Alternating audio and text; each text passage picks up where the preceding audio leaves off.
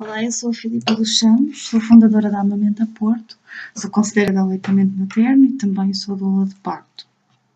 Este vídeo é sobre um assunto que muitas mães questionam, que é como é que eu sei que o meu bebê está a mamar o suficiente? É uma pergunta que é feita muitas vezes por mães que têm bebês com poucos dias ou poucas semanas de vida, que é principalmente nesta altura que esta dúvida surge. Também, se ainda estás grávida e já estás a pensar na amamentação, e é ótimo que já estejas a pensar nisso, também podes perguntar-te sobre isto, como é que vais saber que o teu bebê está a mamar aquilo que precisa. Uma coisa que é fundamental para termos a certeza que um bebê está a mamar todo o leite que ele precisa para crescer de forma saudável é que ele seja amamentado em livre demanda ou a pedido. Isto significa que ele vai mamar com a frequência que ele quiser. Portanto, sempre que o bebê pedir, independentemente daquilo que o relógio lhe diga, independentemente se passaram 3 horas ou 2 horas ou o que for, o bebê mama. Não tentamos que o bebê aguente X tempo sem mamar. Se o bebê está a pedir, mamou há 1 hora atrás, mama outra vez. Ou mamou há 20 minutos atrás, mama outra vez. Pronto. Isto é a livre demanda, em frequência. Também se fala em livre demanda na duração. Isto significa que o bebê vai à mama e deve mamar todo o tempo que ele precisar. Não devemos olhar para o relógio e, por exemplo, ao fim de 10 ou 15 minutos, ou o que for, trocar para a segunda mama. Não é o relógio que diz quando é que o bebê precisa de mamar da segunda mama ou precisa de parar de mamar.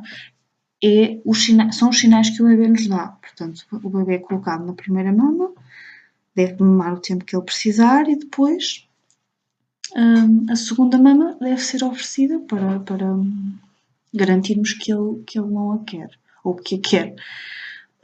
Há bebês que mamam sempre dos dois lados, há bebês que mamam só de um lado, há bebês que variam, portanto, uma vez é de um lado, outras vezes dos dois. Isto é muito variável. Num bebê recém-nascido, é bom saber que ele mama pelo menos cerca de 10 vezes em 24 horas. Há bebês recém-nascidos que até mamam mais que isto, 10 a 12 vezes. Outro fator muito importante para garantir que o bebê está a mamar o suficiente é não lhe oferecer outro tipo de líquidos, nem chás, nem água. Os bebês que são amamentados em exclusivo, portanto que só mamam, não precisam de outro tipo de líquidos, não precisam de água, porque o leite materno tem toda a água que eles precisam, e também não precisam de chás. Um bebê que desperta por si próprio, que está alerta, que está ativo quando está acordado, que procura a mama, que é um bebê que está geralmente calmo e relaxado durante as mamadas, também é um bom indicador.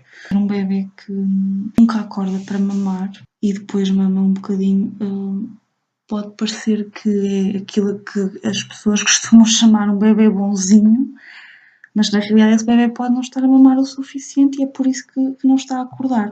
Portanto, os bebés muito pequeninos, com poucos dias, poucas semanas de vida, podem não acordar porque estão a poupar energia e não porque estão bem. Às vezes o que acontece é que os pais acham que o bebê não acorda para mamar, não pede, mas na realidade ele pede. Só simplesmente houve uma falha na comunicação entre os pais e o bebê, digamos assim.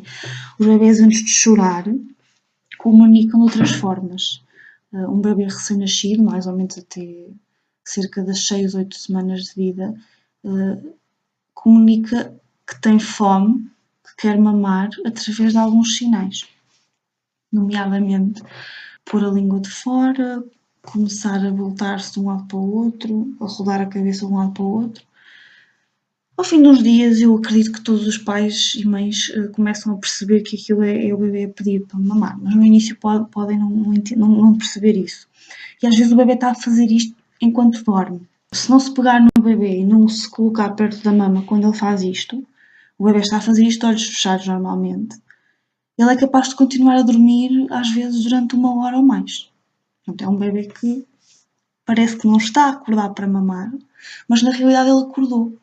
Simplesmente não abriu os olhos e não chorou.